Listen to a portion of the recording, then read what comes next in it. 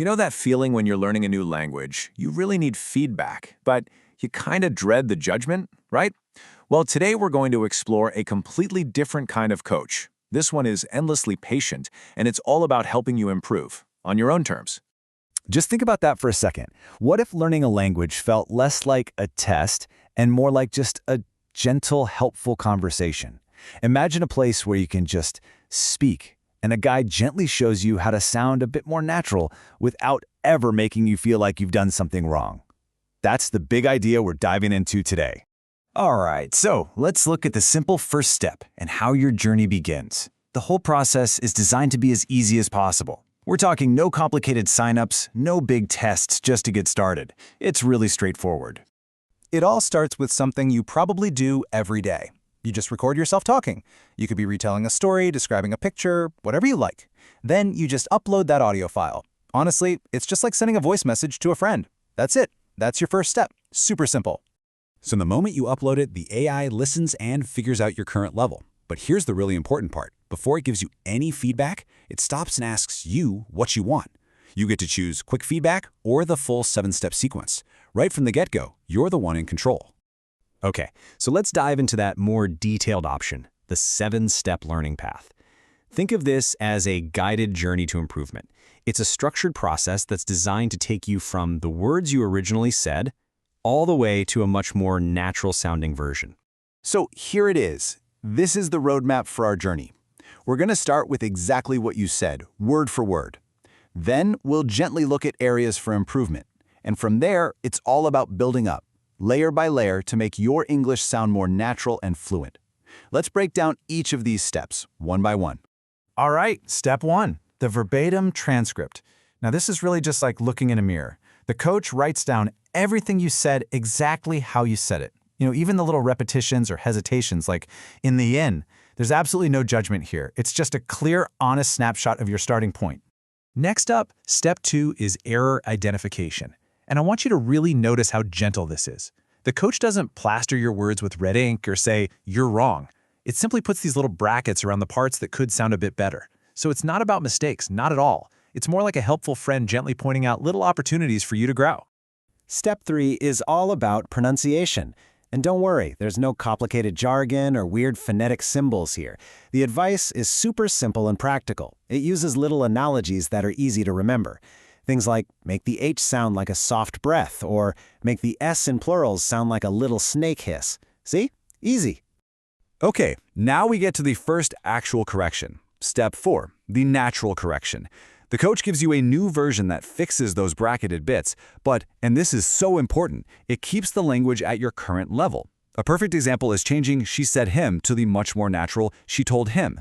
It's a really simple fix, but it makes a huge difference in how you sound. Moving on to step 5, the colloquial version. Now, colloquial just means more casual. How friends would actually talk to each other. So the coach adjusts the language slightly. Maybe instead of a more formal word, it suggests a more common one that just fits better in a normal conversation. Right. Step 6 is where we start to level up a little bit. This is the advanced version, plus half a level.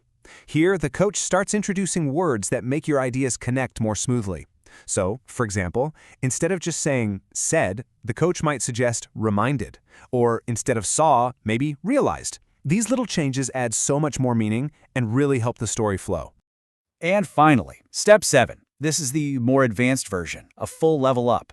This shows you what a really native-like version sounds like. It uses more descriptive phrases. So something like "going to" becomes the much more natural-sounding "heading over to her parents' place."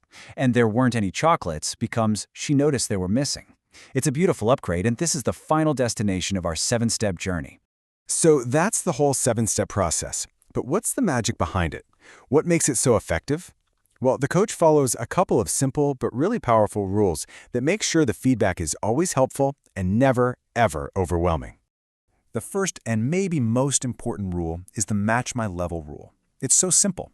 If you say something at an A2 level, like "he forget in the desk," the feedback you get back is also at an A2 level. He forgot it on his desk.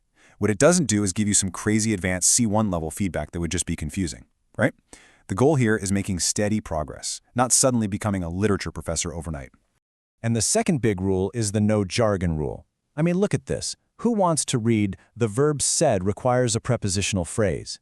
Nobody. It's confusing. Instead, the coach just gives you simple, clear advice. It just says, hey, we usually say she told him or she said to him. It tells you what people actually say. It talks to you like a helpful friend, not a dusty old textbook. And that's advice you can actually remember and use. Okay, so let's put it all together, from your first words to something more. When you put the beginning of that 7-step journey right next to the end, the progress you've made becomes crystal clear. Look at this. This is what we mean by bridging the linguistic gap. On the one side, you have the original words, the A2 level sentence. You can see the hesitations, the little errors, but then look at the other side. The B1 version is so much more fluid and natural. Heading over to her parents' place, she'd already told him, it's incredible. That's the gap that the coach helps you cross, one patient step at a time. And all of this brings us to what might be the most important takeaway of all. It's about your learning and your choice. Because even though the guidance is really well structured, the power is always, always in your hands. Remember that first question?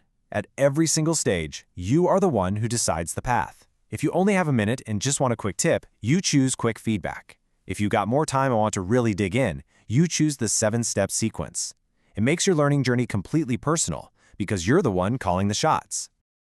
So, now that you've seen this whole path laid out, this clear, supportive way to get better, from a simple recording all the way to more fluent speech, it really just leaves one question. How would you use a patient personal language coach like this to help you reach your own goals?